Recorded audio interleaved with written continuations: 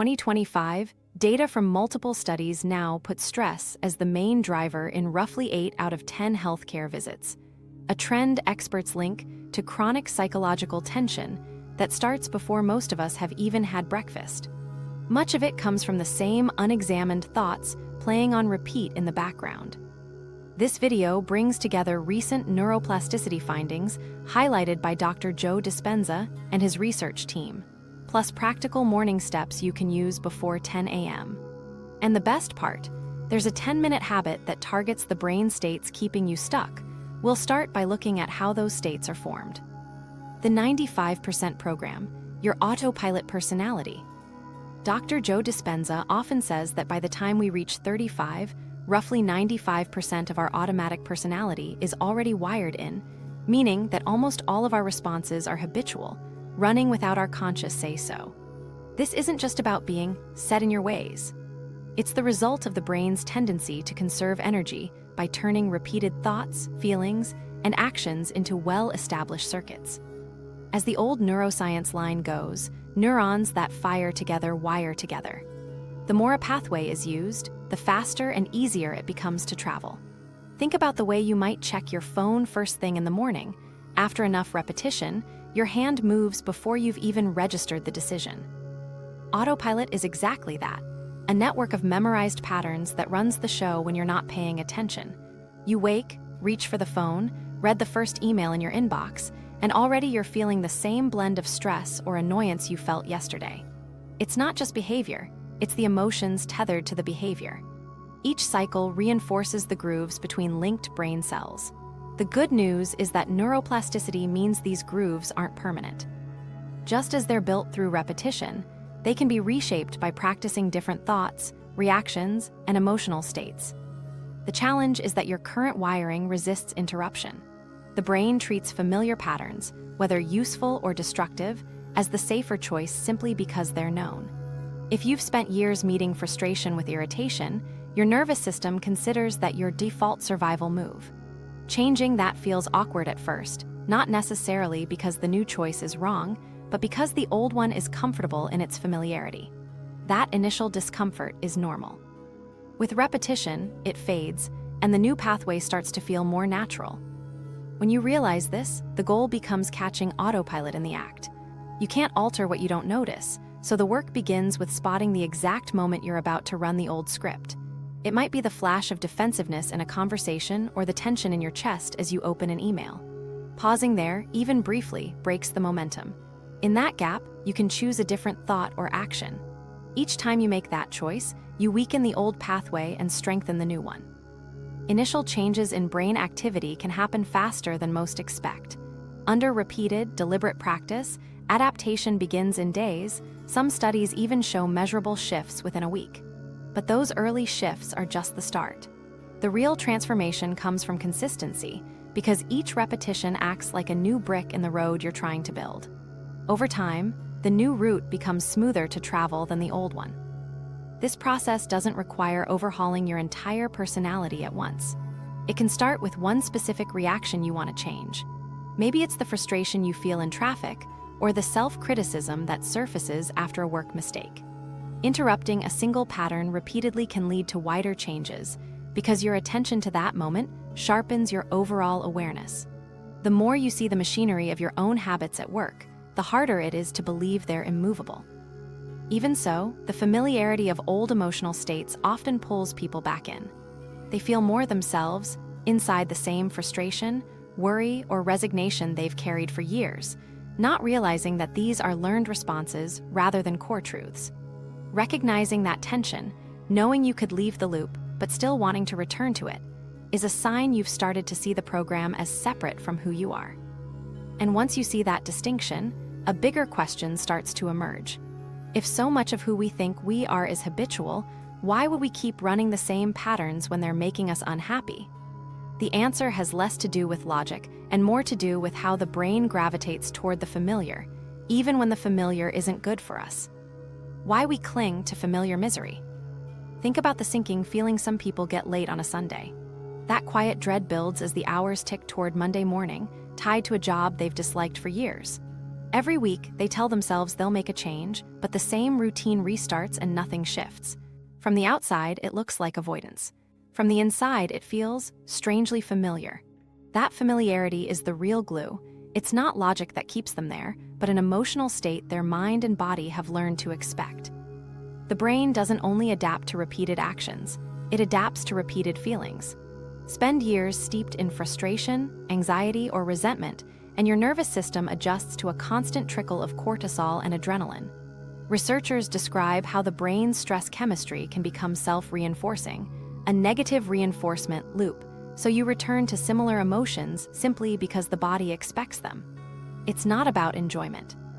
It's about the comfort of the expected, even when the expected makes you miserable. That's why comfort zones are rarely truly comfortable. They're not built for ease, they're built from what's familiar. Step outside them, and your nervous system reacts like it's sensing a threat. If you're used to a low-grade irritability, waking up calm can feel off balance. So the mind nudges you back. You might find yourself rehashing an old disagreement, scanning for emails likely to upset you, or activating memories that guarantee the sensation you know. Before long, you're back in the emotional landscape your brain labels home. This doesn't happen as a conscious choice. No one sets out in the morning to drag themselves into the same mood just to keep it consistent. But neural pathways that have been fired thousands of times are the quickest to reactivate. The transition from a minor inconvenience to full frustration is smooth because repetition built that shortcut. In a way, following that shortcut feels satisfying, not from pleasure, but from the ease of returning to something known. Over time, these patterns start to blend into the way you see yourself. Co-workers, family, and friends reflect them back. Being the overwhelmed one or the irritable one becomes part of how people interact with you. That kind of social reinforcement strengthens the loop and makes the emotion feel like an unshakable identity. What makes it even harder to break is how those emotions can come to feel like your most authentic self. If stress or vigilance has been your baseline for years, a shift away from it can register as boredom or numbness. You may find yourself mistaking calm for something unnatural, just because it doesn't match the state you've rehearsed. Dr. Joe points to memory research suggesting people steadily embellish negative memories, partly why we replay them, which makes familiar feelings even more accessible. The brain will push you toward them, not because they're helpful, but because they make you feel like you. That's the hidden trap. Telling yourself, "This is just how I am," can actually be a sign you're in an emotional habit. Often it's not the job or the relationship alone keeping you locked in place. It's the practice of cycling back to the same inner response regardless of what's happening externally. Once you start to see those responses as habits rather than traits, they become something you can work with instead of something you're stuck inside. A practical first move is to catch the pattern early. The sooner you notice it taking hold, the easier it is to interrupt. One way to do this is to watch for a physical cue before the emotion peaks. Maybe your jaw tightens, your breath gets shallow, or your shoulders pull in. Make that your signal. The moment you catch that cue, pause. Simply naming it buys you a fraction of time before the full reaction floods in. Say you've mentally quit your job dozens of times. Notice exactly what lights the fuse. Is it a request from the same client? A tone in a recurring meeting? If you feel your jaw set in that moment, that's the flag. Instead of proceeding down the familiar slope into resentment, use the pause to shift attention to something neutral or constructive. The more often you disrupt the chain, the weaker it becomes. The same applies in relationships. If defending yourself in an argument feels like your place, your brain may subtly seek opportunities to create that situation.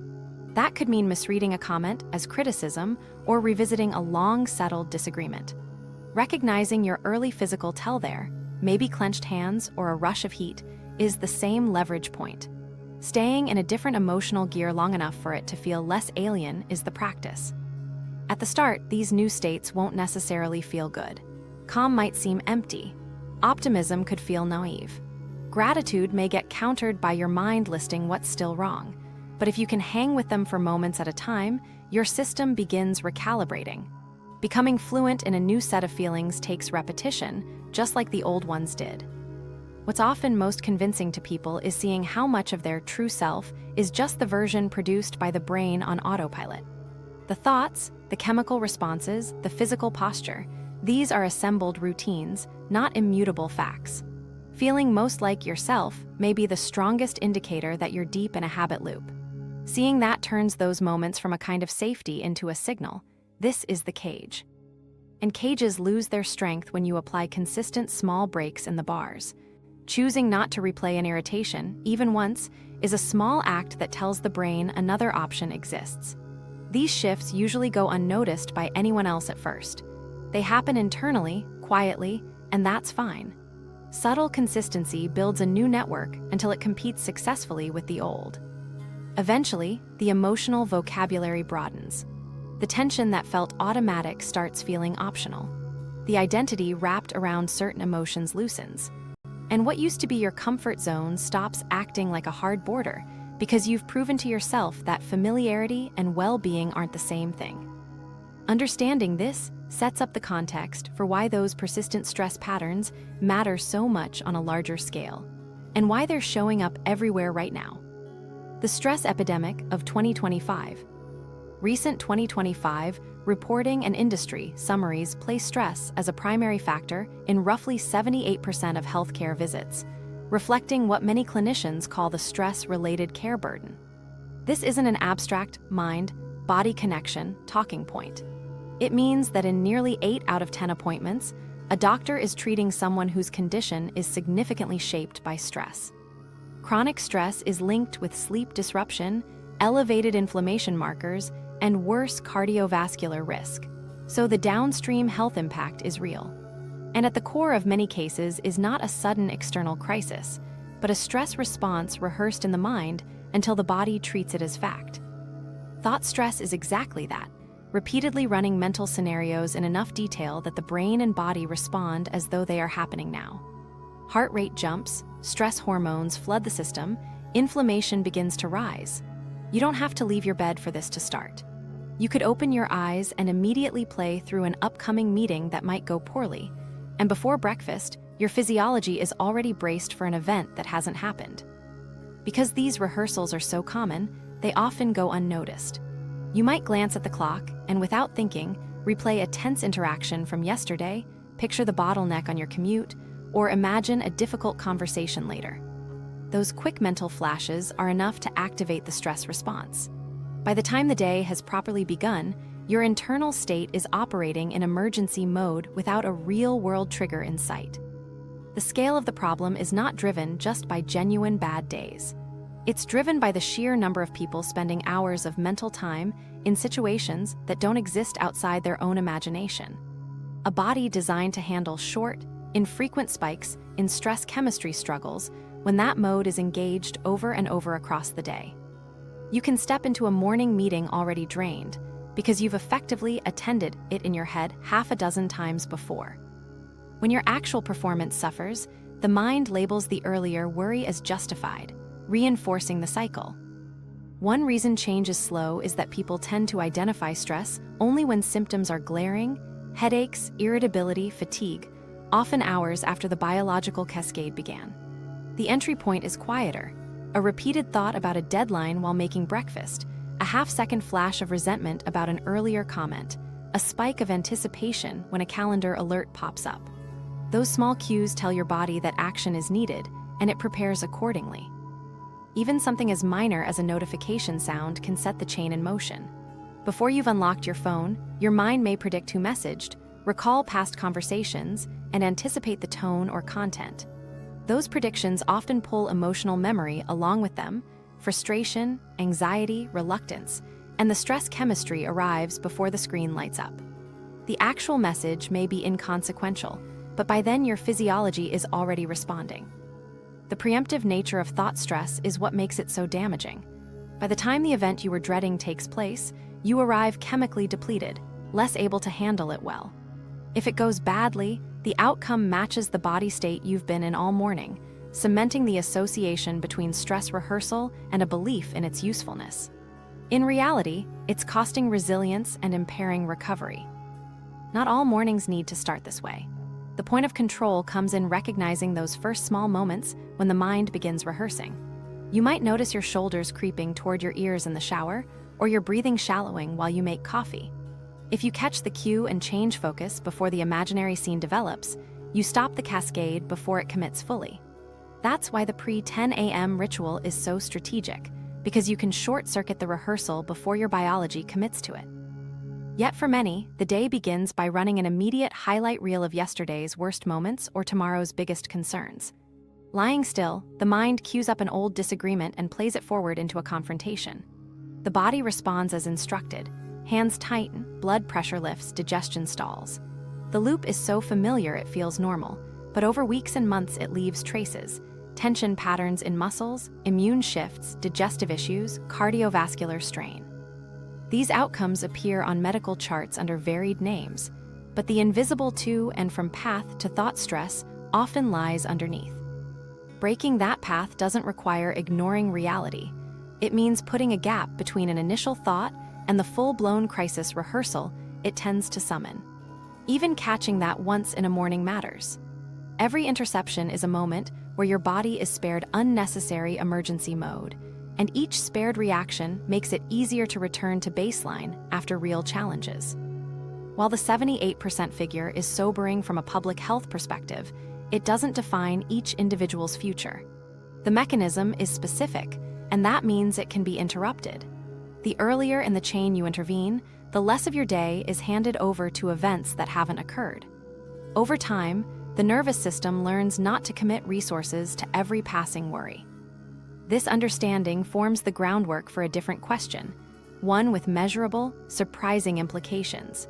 If imagining a stressful future can provoke a full body stress response, what else might the mind be able to produce without a single step being taken? That's where the conversation turns next. The science of mental rehearsal. Can the brain lay down new wiring without the body ever moving? Can you strengthen a skill or a habit entirely in your head without lifting a finger? Current neuroscience suggests that you can, and the effect is far from trivial. High-resolution fMRI scans in 2025 have documented both functional and structural shifts in the brain from nothing more than vivid, deliberate mental rehearsal. The same regions involved in movement, timing, focus, and even emotion regulation activate during clear imagining in patterns that closely resemble physical execution. With repetition over days, these patterns grow more defined, almost as though the brain is storing the instructions for a skill it hasn't yet physically performed. From the brain's point of view, action is simply a sequence of neural firings. If you imagine that sequence with enough sensory richness and consistency, you engage many of the same pathways that physical practice would recruit. That activation prompts synapses to strengthen, which is the same process underpinning physical learning.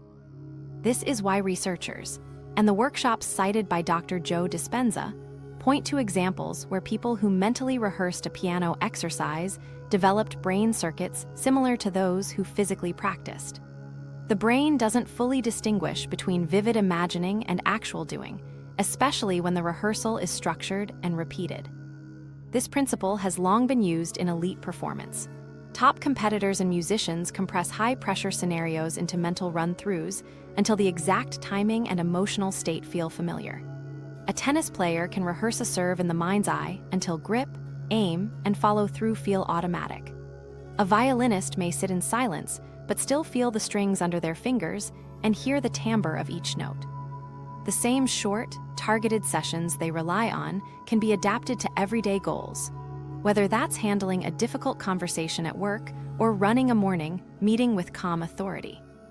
Mental rehearsal works beyond motor skills. It can be a direct way to shape the version of yourself you want to show up in daily life. Running through not just the actions, but the emotions you want to match them, activates brain circuits tied to identity. If you picture walking into a room with relaxed shoulders, steady breathing, and clear focus, while also feeling what calm confidence is like, you're teaching your nervous system to recognize and reproduce that chemistry.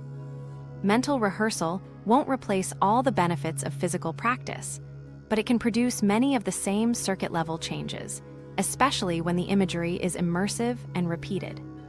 The latest studies follow participants who began their day with only a few minutes of structured internal practice on a desired trait or behavior.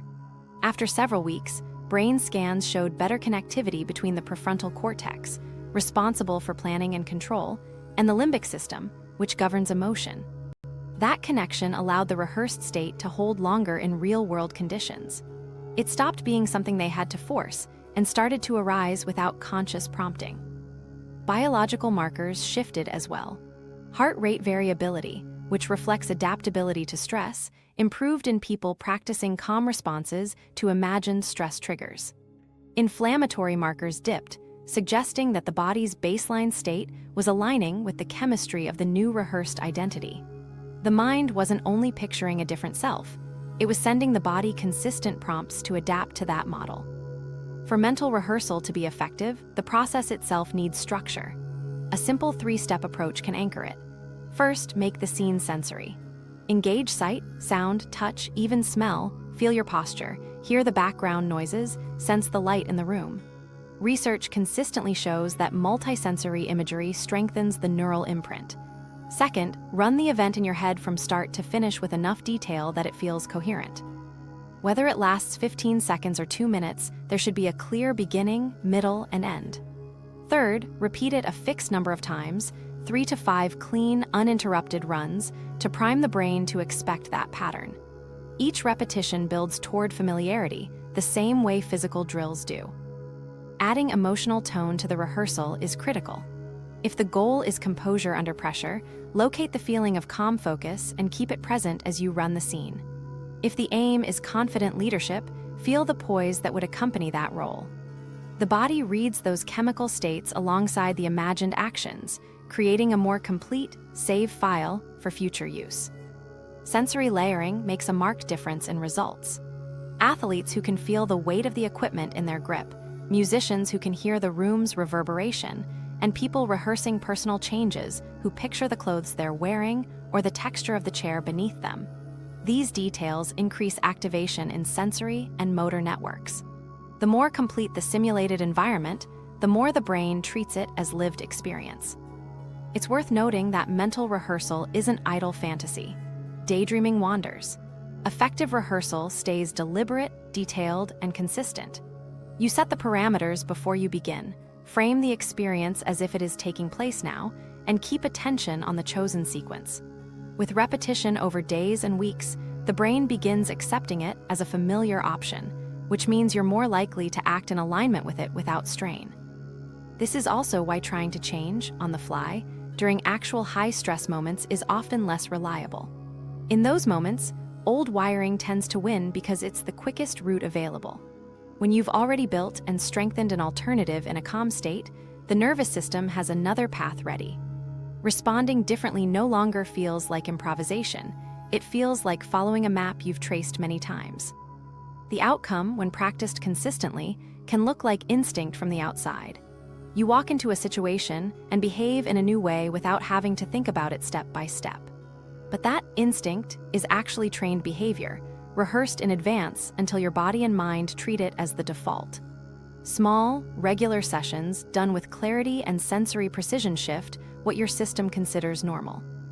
As you begin to use mental rehearsal this way, you're not only shaping future actions, you're conditioning the baseline state you carry into each day. The brain circuits you strengthen, and the chemistry you normalize will influence how you meet both predictable and unexpected events. And there's a period of the day when your brain is especially receptive to laying down these new patterns, before it shifts into the high-speed mode that dominates most waking hours. That timing is the next piece of the picture. Morning brain chemistry, prime time to rewire. In the first few minutes after you wake, your brain tends to be in slower, more receptive rhythms, close to the theta and alpha range, before it speeds into the faster beta activity that drives most of the day.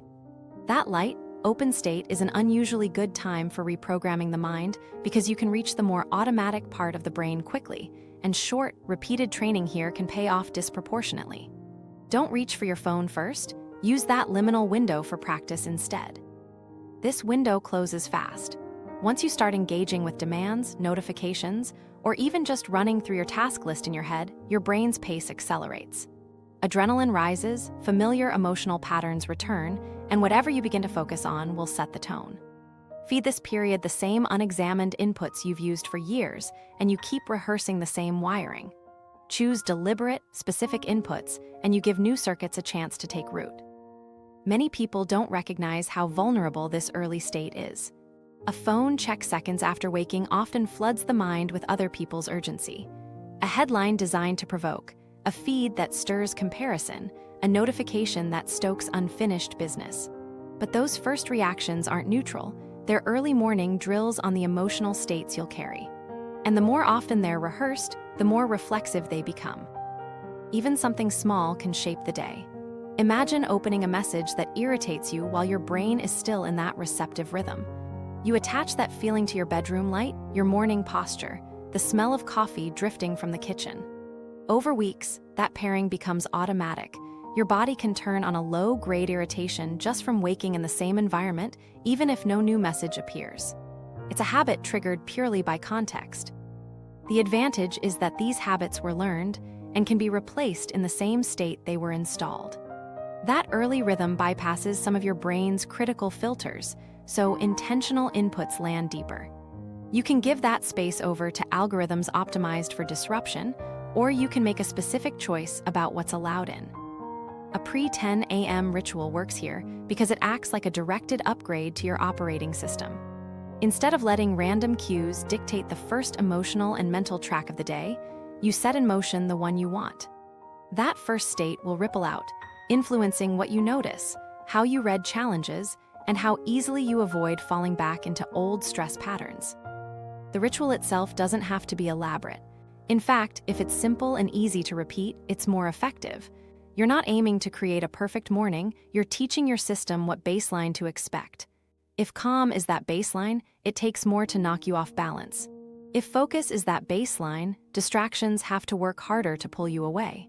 Start reactive, and you spend the day climbing back out of that hole. The pull of the first pattern you run is strong.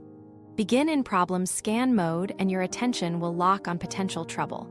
The one abrupt driver instead of the courteous ones, the curt memo instead of the 20 neutral or positive notes. Start primed for stability and agency, and the same scanning habit looks for cues that match. Those wins reinforce themselves. For practical reasons, the best time to train your mind is at night when you're drained or midday when you're warding off interruptions. It's in this liminal morning state. Neuroplasticity is subtly more cooperative here. Your inputs don't have to fight through as much internal noise. Leaving this window to chance means handing your mental programming to whatever lands in front of your eyes first. For plenty of people, that's social media or a replay of yesterday's unresolved tangles. That's like letting someone else change your preferences while the system boots. By the time you notice, the settings have already shifted. Making use of it doesn't require scripting out every detail of an ideal day. It means picking a small set of mental and emotional cues you'd like to feel automatic over time, then letting them take that early slot. Externals will still test you, but your internal state will be preset to answer them differently. A brain taught in the morning to expect composure will treat disruption as a cue to maintain it, not abandon it. Some dismiss a short morning practice as too minor to matter. But the wiring process doesn't measure scale, it measures repetition. 10 purposeful minutes early will outperform an hour of effort in the heat of stress. In the same way you wouldn't learn a new skill only during moments of crisis, you can't rely on stressful episodes to install a different response. You build it in advance where your system is most able to absorb and store it. It's also worth setting the right expectation. Fast shifts, like mood improvements or better heart rate variability, can appear quickly. But deeper biological effects, such as certain forms of gene expression, take days of consistent work. That perspective helps you stay patient and avoid assuming nothing is happening if the biggest changes arrive more slowly. Even on tightly scheduled days, the slice of time between waking and starting tasks can be enough. You don't need a complete lifestyle overhaul to use it, you just need to stop giving it away automatically. In the next part, we'll map out a clear structure you can drop straight into that morning space. Simple enough to remember, specific enough to guide you, and able to replace yesterday's autopilot with something you've chosen. The Pre-10 a.m. Ritual Blueprint. Here's the practical framework for the Pre-10 a.m. ritual. First thing in the morning, before your day starts pulling you in 10 directions, you identify just one limiting thought, one automatic behavior you want to change, and 2 feelings you want to bring into the day. Fewer targets mean more focus, and more focus means the practice is far easier to stick with, especially if you already have a crowded morning. The point is clarity. Your brain can't change what it can't see. When you name these clearly, either on paper or out loud, you give your mind and body a short list they can start looking for and responding to right away. So if the thought you want to watch for is, "I'm always behind," you're marking that as a signal, not as part of your identity. The moment it comes up, even quietly, it's a cue that the old program is running. For behavior, maybe it's the reflex to check messages before you've even stood up, which puts you straight into someone else's priorities before you've set your own. The job here is not to criticize yourself. It's to make these patterns visible early so you can interrupt them. When they stay vague, they keep slipping past unnoticed. Once that's in place, you move to mental rehearsal. If the first step is awareness, this is where you install the alternative. Use one tight prompt to keep it simple. Imagine the situation, run it from start to finish, and feel the emotion you want at the end. See yourself replacing "I'm always behind" with "I'm using my energy for what matters today," and don't just think it, picture how you'll sit, how your breathing will feel, what expression will be on your face. Build that scene as if you're already the person who does it naturally. Run it 3 times, cleanly, so it feels familiar. In the video, this is a good spot to model a quick 20 to 30 second run-through so viewers can see and copy exactly how it works. For changing a behavior like skipping that immediate message check, rehearse the physical sequence in detail. Feel your feet touch the floor, your hand bypass the phone, your body move towards something intentional instead, turning to the window, stretching, or pouring a glass of water. The more realistic the run-through, the more likely your brain is to treat it as something it knows how to do when the real moment comes. That's how you start loosening the old path and making space for the new one to take over. The final step is generating the feeling you want to carry through the day. Instead of calling it elevated emotion, think of it plainly. The feeling you choose as your baseline, calm, curiosity, gratitude, steady energy, whatever will serve you most. You're not waiting for the day to hand it to you. You recall a time you really felt it, or imagine a scene that would bring it on, and you stay with it long enough for your body to register the shift. This way, your system starts learning the chemistry you want it to return to, instead of defaulting to whatever pattern it usually runs. The order matters. Awareness first, because you can't rewrite what you don't notice. Mental rehearsal second, because it gives your brain a ready map to follow instead of asking it to improvise under pressure. Feeling generation last, because that gives the new pattern a chemical tag your nervous system recognizes as rewarding. Done in sequence, the 3 steps strengthen each other and make the change more likely to hold. Think of it like swapping out old software. If you delete the program but install nothing, your system either crashes or reboots the same version. By naming the pattern, rehearsing the replacement, and attaching it to a feeling you actually want, you're giving the system something better to run, and you've tested it enough that it boots up automatically. This doesn't need a big time block. In total, aim for 5 to 10 minutes and do it before 10 a.m. while your brain is still in that receptive state. Spend 30 to 60 seconds naming your thought, behavior, and feelings. Give yourself a clear 3 to 5 minutes for rehearsal and 1 to 2 minutes for locking in the feelings. If you keep it this lean, it's realistic to do while you're sitting up in bed or while the kettle boils. No candles, no elaborate setup, just a repeatable process you can put in place every single morning.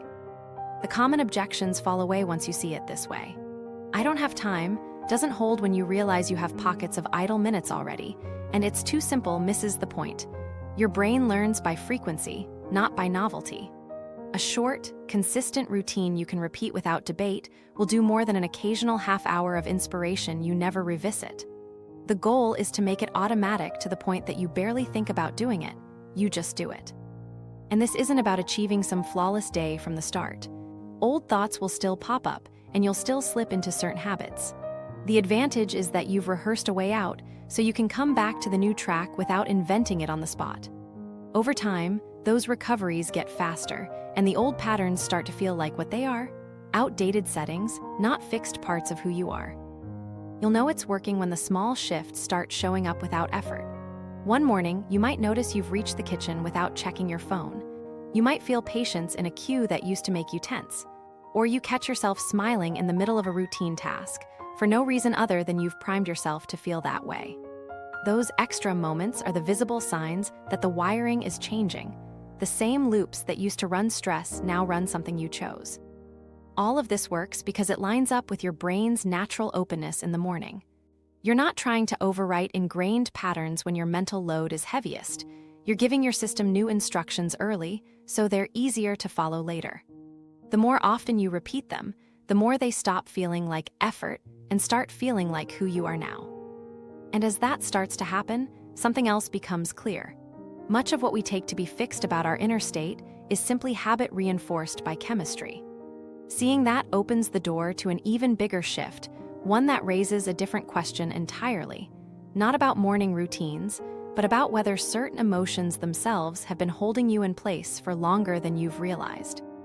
Breaking the addiction to negative emotions. Addiction isn't limited to substances. The same reinforcement patterns that keep people hooked on caffeine, sugar, or alcohol can play out with emotions, especially the ones we'd claim we want less of. Resentment, guilt, irritation, self-pity.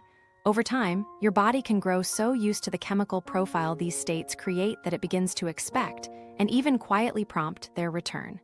This isn't about enjoying these feelings. It's about the physiology of familiarity. Researchers studying addiction describe how stress neurochemicals and reward systems form self-reinforcing loops.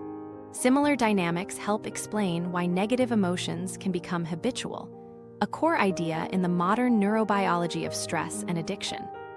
At the biological level, intense emotional states trigger corresponding surges in neurotransmitters and hormones. Stress-leaning emotions like anger or chronic shame can boost cortisol and adrenaline. At first, those changes are a normal part of adjusting to a challenge.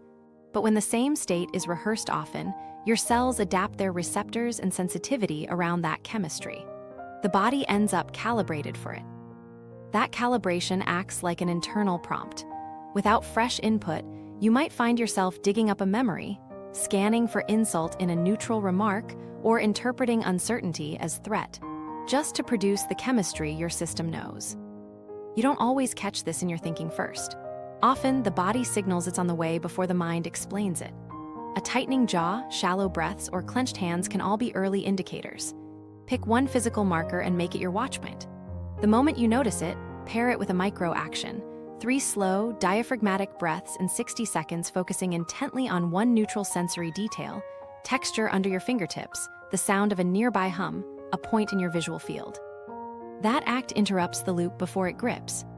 The aim is not to suppress all negative feelings, they have their place, but to distinguish between a proportionate, situational response and a default the body maintains for chemistry's sake.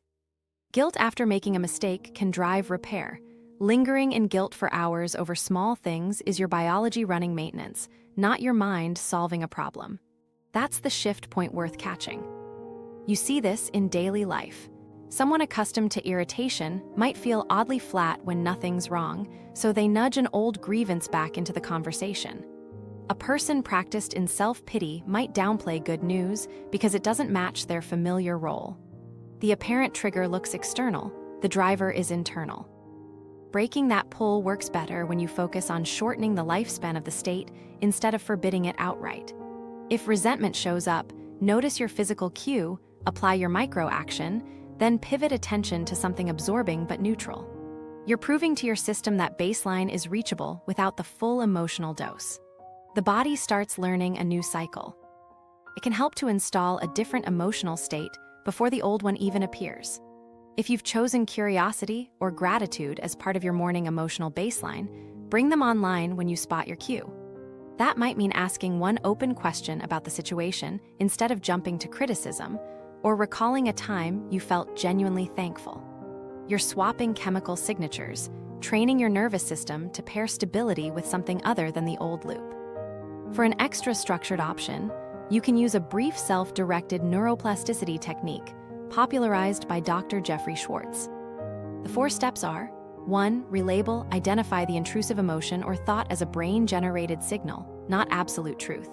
2. Reframe, decide whether it actually requires action right now. 3. Refocus, give full attention to a small, useful task for about 5 minutes, And 4, revalue. Once it has passed, note how its meaning or intensity looks different from a calmer state. Used consistently, this cycle teaches the brain that the trigger isn't urgent and can be met with an alternative. This ties back to intentionally choosing your flavor of the day before old patterns show up. Just as you can rehearse a calm or confident response in the morning, you can spend a few minutes letting your body feel what that state is like: posture, breathing, chemical balance, so that later, it's not a stranger. When resentment or guilt knocks, there's already another state on the other side of the door, ready to step in. At first, the absence of your usual emotional background can feel wrong. If you've carried a steady undercurrent of frustration for years, a calm afternoon might register as empty. That's not proof the change is hollow. It's your system adjusting to a new set point. Recognizing that awkwardness as part of withdrawal from the old chemistry keeps you from manufacturing a trigger just to get comfortable again. The replacement state gains ground through repetition. Small, daily swaps, minutes at a time, push your body to get familiar with a different profile. Over time, those moments add up to a baseline that doesn't require the old emotional maintenance. The craving for irritation or self-pity fades in the same way cravings for sugar or caffeine can fade once the habit is replaced with something else the body knows how to run. Your biology isn't attached to the content of the feeling, only to the predictability of the chemistry. That's your leverage.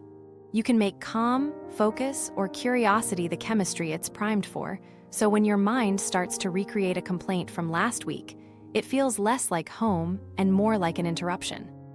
The more familiar a new state becomes, the easier it is to reinforce in moments you would have defaulted to the old one. Instead of thinking of it as controlling your mood, think of it as teaching your body to expect something different. That shift happens gradually, but every short interruption and every deliberate swap is part of building a new default. Once you see negative emotions in this light, not always as reflections of current reality, but sometimes as the result of a body looking for a chemical refill, it strips away some of their authority. They stop defining you. With attention and repetition, they become something you can step out of and replace, not a permanent part of your identity. And when the pull of those habitual states loosens, something else becomes possible.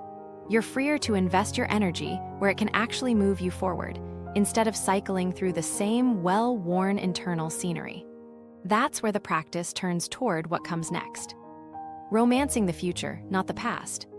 Some people treat the past like it's their personal TV favorite, replaying the same scenes, word for word, even though they already know every turn in the plot.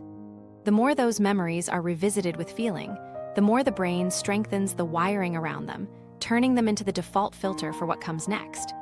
You can call it reflecting or processing, but to your nervous system, it's rehearsal for the same state you've already lived. There's a different use for that mental machinery. Point it forward.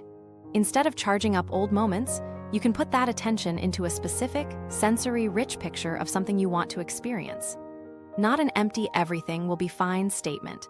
A clear, detailed run-through that gives your brain the same kind of activation it would get from recalling the past, only this time the circuits connect to where you want to go. Neuroscience shows that repeated imagined experiences build circuits that prime attention toward matching cues in the real world. The simplest way to work with this is a 3-part exercise. First, build a vivid sensory scene of the future you want in one context. Make it concrete enough to play like film in your mind. What you see, what you hear, what you're physically doing. Second, allow yourself to feel the emotion you'd have if that scene were happening now: calm, satisfaction, pride, whatever fits. Third, carry that state into your day so it quietly shapes what you notice and how you respond. That future rehearsal becomes the lens you look through. For example, if there's a meeting later you'd normally approach tensely, spend 30 seconds before logging on picturing it going well. See your posture steady, your tone even, and a single phrase you want to use landing clearly. Feel the ease in your breathing, a small release in your shoulders. You're not trying to force the exact outcome, just giving your nervous system a reference point so when the moment arrives, the tone and posture feel familiar instead of improvised. Here's how the process can work in other areas. If you've been putting off finishing a project, don't wait until it's done to feel relief. Choose a time in the morning to picture the last action, clicking send, placing it on someone's desk, closing the final document. Notice the sounds in that scene, the uncluttered desk, your body easing into the chair. Let yourself feel the quiet satisfaction and calm that would come with it. Because your brain has run that loop, you become more likely to recognize the opening in your schedule to take the next step. The state you rehearsed shifts what stands out to you during the day. If you keep the past front and center, your filters are tuned for whatever matches it: frustrations, delays, people who confirm your always overlooked story. Those signals pop while others fade.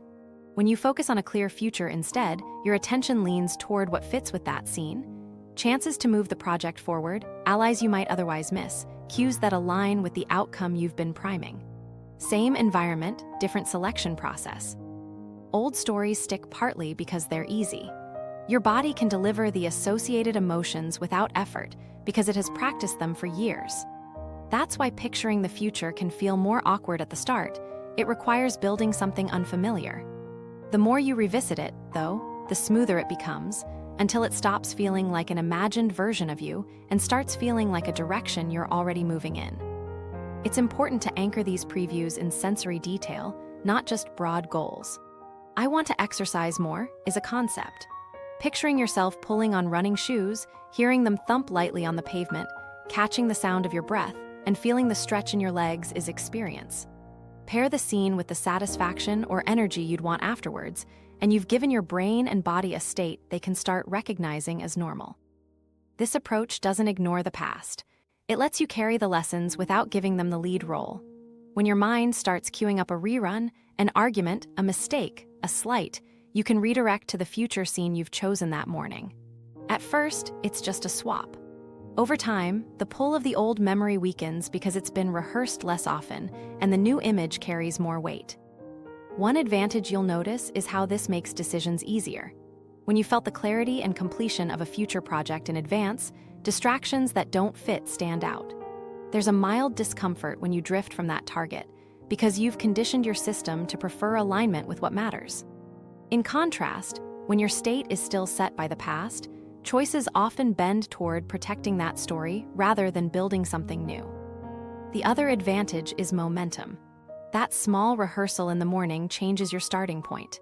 You begin the day in a state that supports the outcome you want, which makes the actions to get there feel less like effort and more like a follow-through. Whether it's speaking more confidently, finishing work, or feeling more relaxed in social spaces, the link between imagining and doing gets shorter. This practice doesn't have to be time-heavy. You can run a future scene in 60 seconds and still get the effect, as long as the details and feelings are there. The consistency matters more than the duration. A clear, repeated run-through teaches your system to treat that state as part of its normal range, making it easier to find in real time. You might start to spot the change when you're in situations that would usually trigger the old program, and you respond in a way that matches the future scene instead. That shift in attention and behavior isn't random. It's the new wiring influencing your choices. Focusing forward this way doesn't mean solving the whole picture at once. It means giving your brain something concrete to work toward today, rooted in a state you'd actually like to feel. Rehearsal is the bridge between the idea of change and the lived reality of it. Each time you run it, you strengthen the bridge and make it easier to cross. If you reserve a small part of your morning ritual for this, building the scene, feeling it, and letting it guide your attention, you'll likely find yourself adjusting naturally during the day. You're primed to spot openings, sidestep old traps, and behave more like the person you've been rehearsing. That's the practical shift, moving from unconsciously repeating what's already happened to deliberately installing what you want to happen next. With the right structure, it becomes another repeatable drill, one that plugs straight into your existing morning routine and starts paying off faster than you expect. The most effective way to measure that shift is to try this with structure for a set period and notice what changes. And that's exactly what we'll be setting up next. The 7-day Rewire experiment. For the next week, you're going to run a very focused experiment, 5 to 10 minutes each morning, every day for 7 days, no exceptions if you can help it. Treat it like a fixed appointment with yourself. You wake up, stay off your phone, and use that early, receptive state to do the pre-10 a.m. ritual, your one limiting thought, one habitual behavior you want to interrupt, and the 2 emotions you want as your baseline for the day. Name them, write them, or say them out loud, then run the short mental rehearsal and generate the feelings. It's a small time block that can fit into minutes you already have, in the environment you already wake up in. The one non-negotiable here is consistency. You're not testing whether it works when you feel like it. You're seeing what repeated contact with the same neural instructions does across a solid run of mornings. 7 in a row. Think of it as a quick stress test for your own neuroplasticity. The more you repeat the same cues, the more likely the brain is to treat them as a pattern worth keeping and start running them on its own. Keep your expectations grounded. You'll likely see small but meaningful shifts within a week. 3 in particular stand out when people do this regularly. More mental clarity, quicker recovery from triggers, and small signals of physical calm showing up during your day. Mental clarity means you notice a thought arriving without being taken for a ride by it. Emotional resilience is being able to return to your baseline without long detours into irritation or worry. Physical calm might show as steady breathing during conversations that used to tense you up, or not feeling that automatic knot in your stomach in minor stress moments. Deeper biological changes, like shifts in certain immune markers or patterns of gene expression, take days to weeks of steady practice, so view this week as evidence gathering, not a finish line. To make changes easier to spot, use a simple tracker. In the morning, jot a single line with your chosen thought, behavior, and emotions.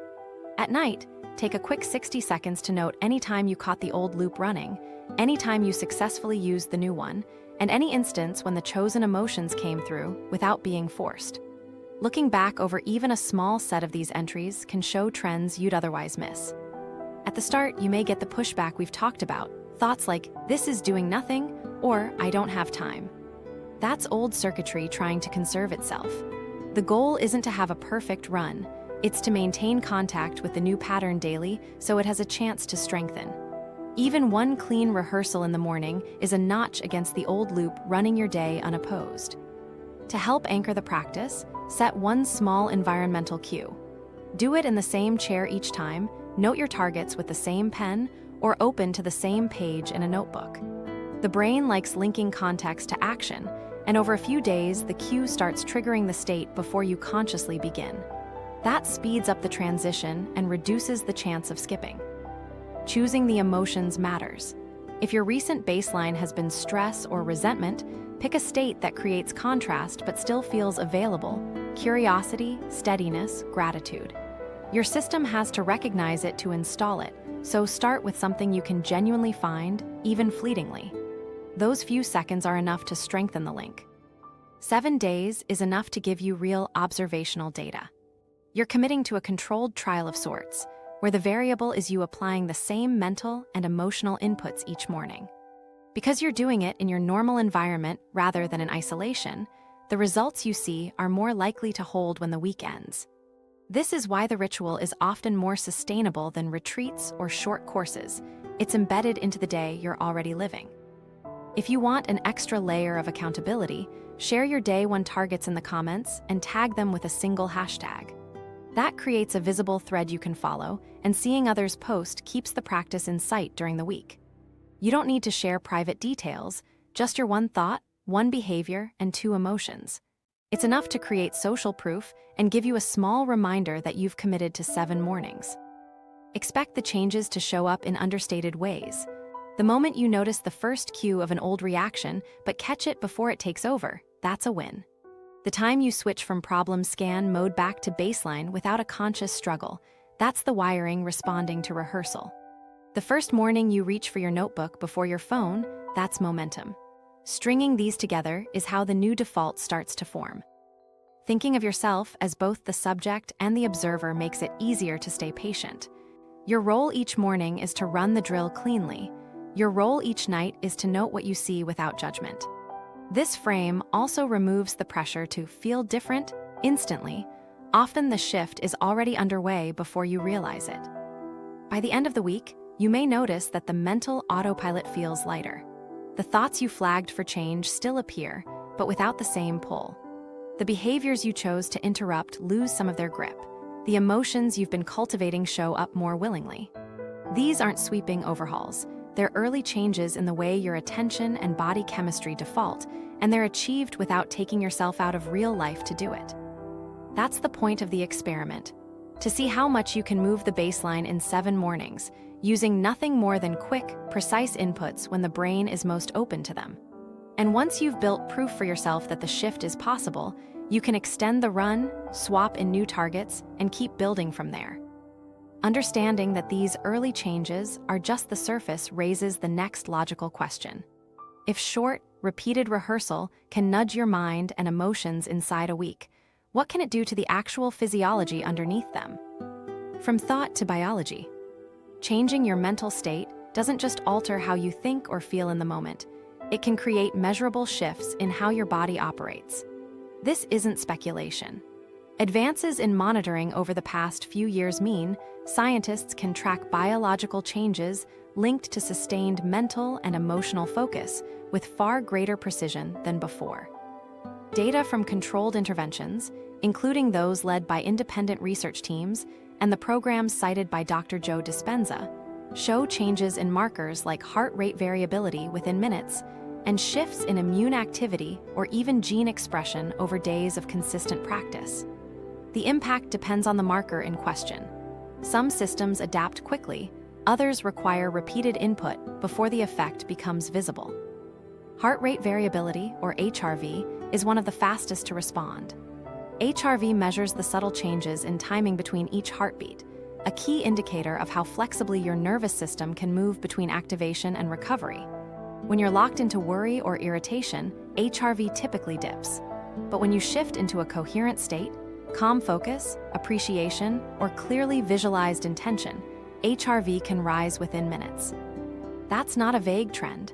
In research settings where participants practiced brief, focused emotional states, the improvement could be seen on monitors almost in real time. A short-term lift in HRV means your autonomic nervous system is better able to regulate itself, which can translate into steadier energy and greater resilience in handling daily stress. Other targets take longer. Immune-related markers like secretory IgA, a frontline antibody in your mucous membranes, don't spike instantly. Under chronic stress, IgA levels fall, leaving you more susceptible to infections. In trials where participants practiced specific mental and emotional exercises daily, rises in IgA often appeared within several days. Some groups recorded noticeable changes by the end of a week. The implication is that a consistent shift in your nervous system's set point can recondition your immune readiness, but this isn't something you can fully achieve in a single session. At the gene level, the timeline is longer still. Gene expression, the process by which certain genes are turned on or off, responds to the body's chemical environment, which in turn is shaped by your brain's signaling patterns. Research has shown directional changes in expression of inflammation-related genes in participants who practiced sustained positive states across multiple days. For example, reduced activity in genes linked to pro-inflammatory cytokines suggests a body spending more time in repair and maintenance rather than chronic defense. While the underlying cellular processes are complex, the core message is straightforward. Repeated mental states can nudge the genetic instructions that influence long-term health. This is why you'll sometimes hear experts describe the mind and body as a single, continuous system. Your brain constantly sends instructions via the nervous, endocrine, and immune networks. The content of those signals, the mix of safety, optimism, purpose, or on the other side, threat, resentment, or helplessness, shapes the chemical blends your body produces. Those blends influence everything from how quickly tissues heal to how well you resist infections. Unlike an external factor you can't control, the signaling pattern is something you can influence directly through where you put your attention and what emotional state you sustain. Practical examples make this clearer. A person who spends 3 minutes each morning setting an intention for composure, then vividly rehearses handling the day's likely stress points without agitation, may see an HRV lift during and just after the practice. Hold that routine across a week, and they might also record lower waking cortisol, signaling reduced biological strain. Over a few weeks, the same practice could contribute to quieter inflammatory signaling or small improvements in immune readiness, as seen in blood or saliva tests in structured studies. The same principle applies to recovery. Athletes rehearsing performances in a calm, focused state have been shown to prime not only the motor patterns they need, but also hormonal environments that favor repair. Two takeaways stand out from this. First, you can often create immediate benefits in your autonomic regulation, feeling calmer, more centered, and physically steadier, within minutes of intentional state setting. Second, when repeated daily, those sessions can start building medium-term biological changes, such as reduced inflammatory signaling and improved biochemical markers tied to resilience. The first keeps you more adaptable in the moment. The second shifts your baseline, increasing the margin you have before stress undercuts your health. It's also important to keep this in perspective. Mental and emotional practice is a powerful lever, but it's not a standalone answer to every health issue. The same research that highlights these changes also reinforces the value of integrating them with fundamentals like adequate sleep, regular movement, sound nutrition, and medical care when needed. Think of mental state practice as an underused dimension in a broader health strategy, one that works in concert with, not in place of, other supports. Seen through this lens, intention isn't just about subjective experience. It's an input into the systems you'll rely on for decades. Each time you sit down to run a simple emotional rehearsal, you're effectively programming your biology to favor certain states over others. And each repetition makes that programming easier to sustain without conscious effort. The quieter shifts, a slightly higher HRV at rest, a steadier circadian rhythm, quicker recovery from a minor illness, are often the ones that accumulate into significant differences in how you age and how much energy you have day to day.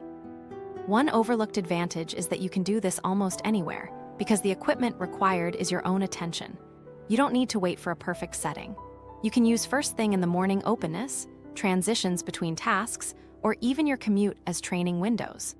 What matters is the quality and clarity of the state you generate and the regularity with which you do it.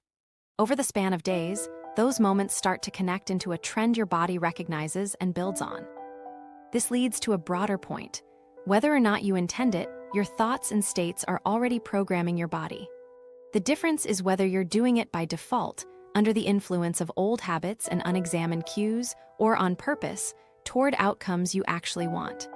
That's not just philosophy, it's a practical reality backed by research, and it's happening regardless of whether you watch it or not. When you understand that every mental state is an instruction to your biology, the question becomes simpler. Which instructions do you want to keep sending? You're already running a program in your subconscious, either one built intentionally or one formed by repetition. For the next 7 mornings, choose to run it on purpose. Spend 5 to 10 minutes on the pre-10 a.m. ritual, track one simple metric like mood, HRV, or a single behavior, and see what patterns emerge. Right after this video ends, write down your one thought, one behavior, and one emotion for day 1. Post your starting list, or your first small win after day 3 in the comments to keep the momentum going. If this was useful, subscribe so you don't miss what's next. With targeted practice, your thoughts can help you function, recover, and feel more like the person you want to be.